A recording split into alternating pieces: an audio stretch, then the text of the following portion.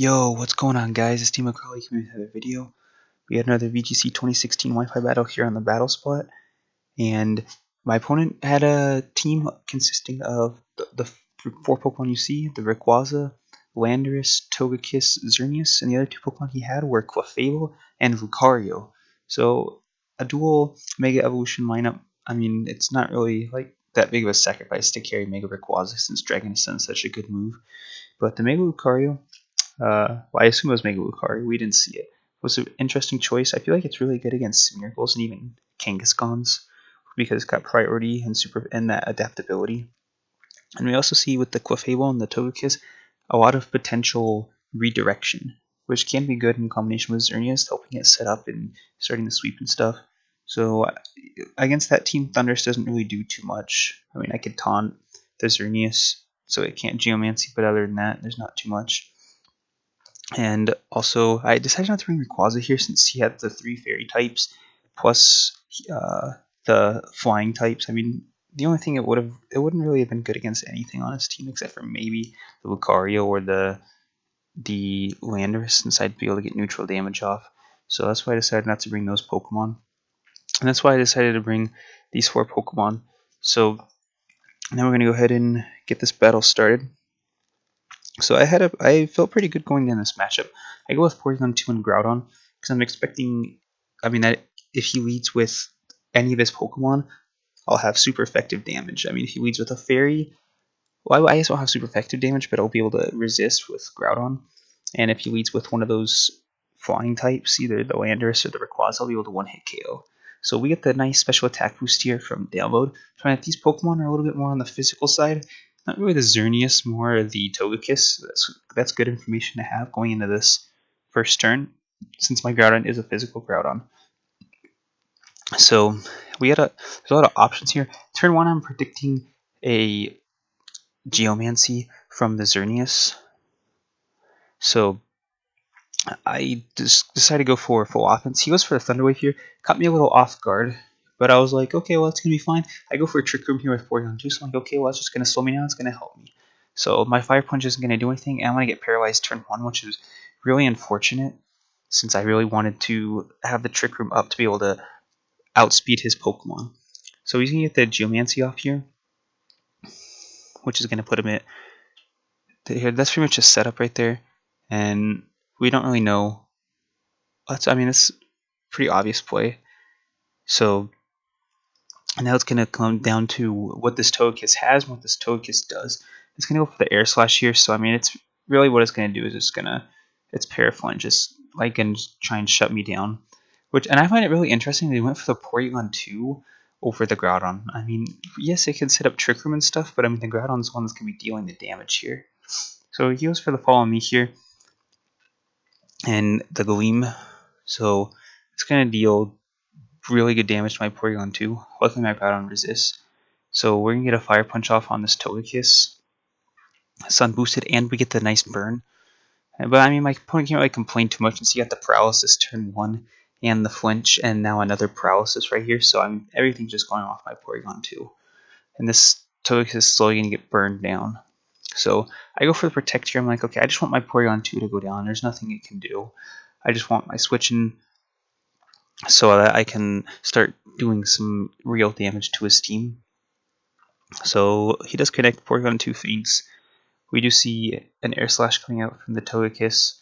So this is really unfortunate because my speed control is gone. I don't have Icy Wind, I don't have Thunder Wave, I don't have another Trick Room user. So I bring an Aegislash here because I can block the Dazzling Gleam with Wide Guard. And I can also get a super effective Gyro Ball off, even though these Pokemon are both low. So we do see he goes for the Dazzling Gleam, so Wide Guard's going to protect me here. And interestingly enough, his Togekiss did not go for a Follow Me, he went for the Air Slash, so he must have been really scared of this Aegislash. Here I go for the Precipice Blaze because I was predicting a Follow Me. So I was like, well, then I can just, even if he goes for Follow Me, I'll still be able to take out the Xerneas. I'm not even bothering with the Togekiss right now, since it can't really do much against these two Pokemon, and the Burn's slowly going to take it down. So after Leftovers Recovery, Air Slash is not going to do anything. And one more turn and Togekiss is gone from burn damage. So he's going to send in his Landorus here, which can get the Intimidate off. And then so here I was really thinking, I was like, well, he's got 2 flying type Pokemon on his team. This could be a physical Landorus or a special Landorus, but like he's got 2 flying types on his team. I'm 100%. I was like, I'm almost positive that he's gonna go for an Earthquake here. This has got to be a physical. It's got to be going for Earthquake. So I go for the Wide Guard here. I was predicting an Earthquake over the Earth Power, and sure enough, he does go for the Earthquake. So it was good thinking on my part. I did get kind of lucky as well, and I do get a Fire Punch off, which is not going to be Sun boosted because the Rayquaza is out on the field.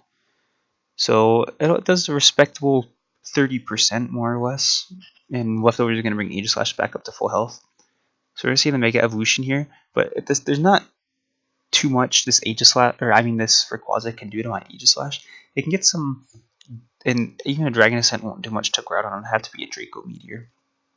So we're gonna get rid of the weather here and bring up the Delta Stream. So I go for the Wide Guard here because I also figured he's probably, I was like, you know what, he's Choice Scarf. I just feel it. He is Choice Scarfed, and I was like, he's gonna be walking though. He's gonna go for it again. So I don't know if it's Choice Scarfed. It possibly could have outsped the Rayquaza, but I was like, it's got to be choiced. So he goes for the Dragon Ascent onto Aegislash, and that's going to do very, very little. And he just lowered his defenses. So real quick, he finds out there's not much he can do to this Aegislash from the Wide Guard into that Choice Scarfed Landorus and that Rayquaza. So we get another 5 punch off. That one did quite a bit more than the first one, I think. So we must have gotten a really low roll on the other one and a really high roll on this one. But he's going to switch out the Landorus. It's really good he preserved his Togekiss, because now he gets to switch out his Landorus and bring it back in to lock itself into another item. I wasn't expecting to switch. I feel like it was good. I was like, at first I was like, I don't know why my opponent switched out his Togekiss, because it's just going to go down the next turn he switches it in. So it was a good play. Good job of him saving it. And this Draco Meteor is going to take me out, which I'm fine with. There's not too much my Groudon can do to his team since he got 3 flying types. So, and I was intimidated.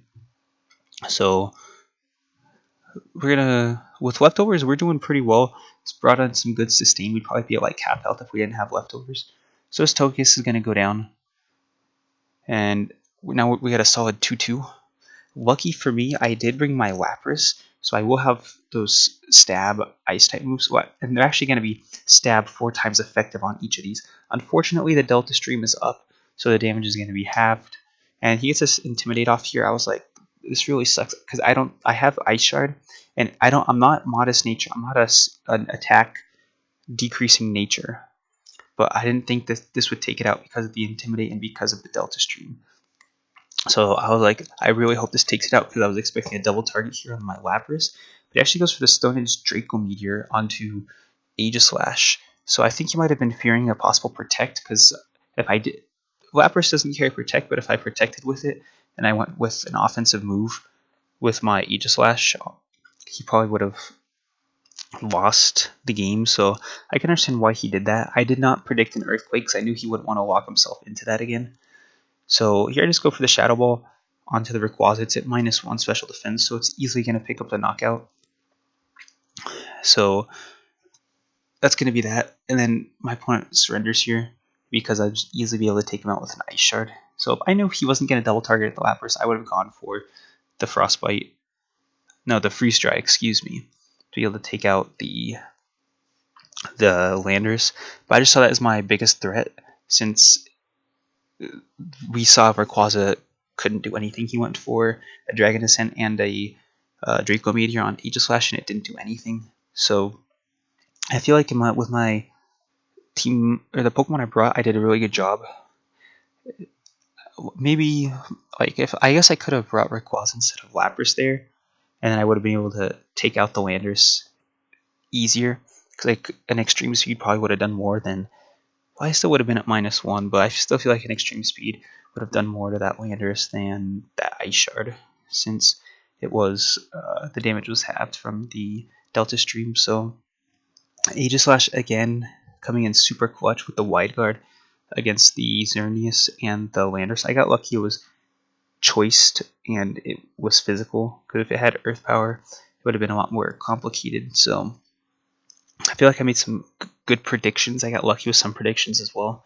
So all in all, luck plus some good predictions is an easy win. So that's gonna be it for this video. This is gonna be bringing you guys some more. Also, I may be putting up some more 6v6s. So if you guys got any suggestions for me, go ahead and let me know. But that's gonna be it for this video. Hope you guys enjoyed, and I'll see you guys next time.